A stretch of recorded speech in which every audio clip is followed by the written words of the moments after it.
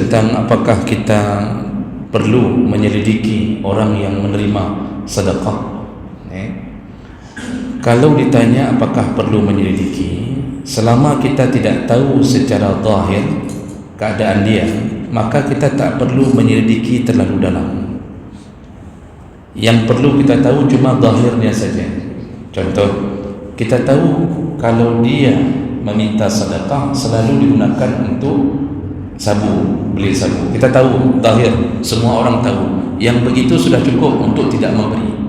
Kalau kita kasih juga dalam keadaan kita tahu bahwa dia akan menggunakannya untuk membeli sabu, dia akan melakukan maksiat,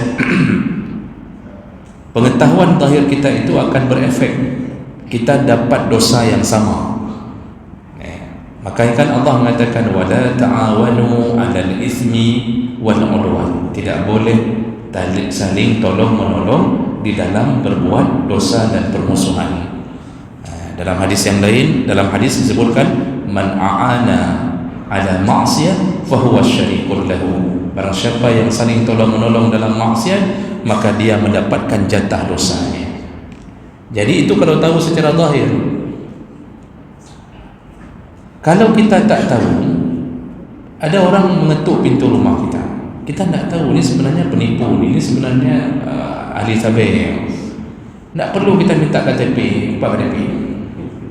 Lalu kita cek di Facebook apakah dia begini, lalu kita tanya dari padron, kampung pan, nana semayang, ni puasa Ramadan lah. Kemudian kita tanya macam-macam. Sampai pengemis tu bosan menerima pertanyaan kita. Hanya jadi ngelakai ni. Tapi sebenarnya tidak perlu begitu, karena tidak ada hubung kait antara perbuatan dia dengan kita. Kalau kita tak tahu secara zahir. Dalam agama apa? Kita ini disuruh berhukum dengan zahir. Makanya para ulama mengatakan nahnu nahkumu bid-dhawahir wa la nahkumu bis-sarair. Kita ini hukum hanya berlaku pada yang zahir, tidak berlaku pada yang tersembunyi.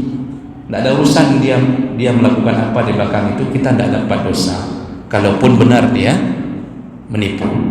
Jadi sebenarnya walaupun tadi kita mengatakan jangan manjakan pengemis di lampu merah, tapi seandainya kita beri dan kita tahu dia ni penipu, bukan orang miskin, tidak berefek tipuan dia pada sedekah kita, tidak ada efeknya.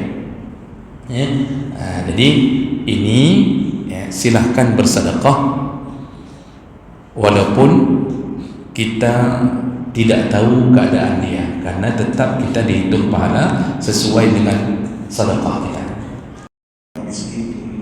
Orang miskin di sekitaran masjid, apakah menjadi tanggungjawab masjid? Tidak. Masjid itu bukan didirikan untuk menanggung kehidupan orang miskin. Yang selayaknya kita semua memikirkan untuk menghidupkan masjid, bukan masjid menghidupkan kita.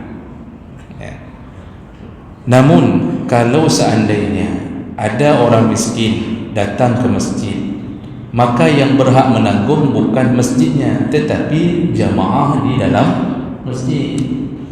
Karena dulu di masa Nabi waktu mau salat zuhur, tiba-tiba datang satu rombongan. Kalau saya tidak salah ingat, Nabi menyebutkan itu dari Bani Muhdar. Semuanya miskin Pak, bajunya compang-camping begitu. Semua ada salat di masjid Nabi.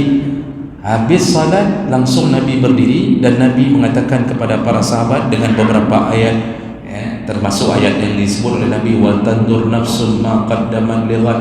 Wahai para sahabat, ingat-ingatlah, persiapkanlah hari besok untuk kalian. Maksudnya tolonglah orang-orang sahabat kita ini, tolonglah. Jadi Nabi tidak mengambil uang masjid.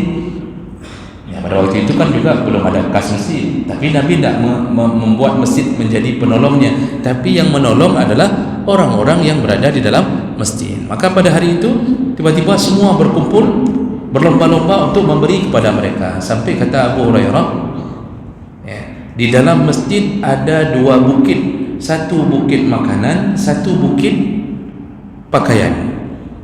Jadi semua pulang masing-masing balik lagi ke masjid. Ada yang bawa pakaian, bawa gandum, bawa kurma. Begitu harunya Nabi terhadap perbuatan sahabat. Jadi bagah-bagah dulu.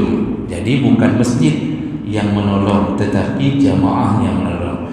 Nah, salah satu kebijakan dalam agama disuruh buat baitul mal. Di situ zakat kita dikumpulkan. Orang miskin kalau mau minta bukan ke masjid, tetapi ke baitul mal. Jadi baitul mal yang menjadi sarana untuk menolong orang miskin, kan masjid. Cuma kadang-kadang ada yang lebih gawat, Pak. Bukan menolong masjid, ceret masjid dicuba. Bukan dia tolong masjid, wang masjid dia ambil. Memang kalau masa Nabi ada Abu Jahal, ni lebih palih daripada Abu Jahal loh. Orang kumpul wang untuk masjid, datang dia diambil dia wang masjid. Subhanallah. Inilah kadang-kadang orang-orang yang memang tertutup mata hatinya.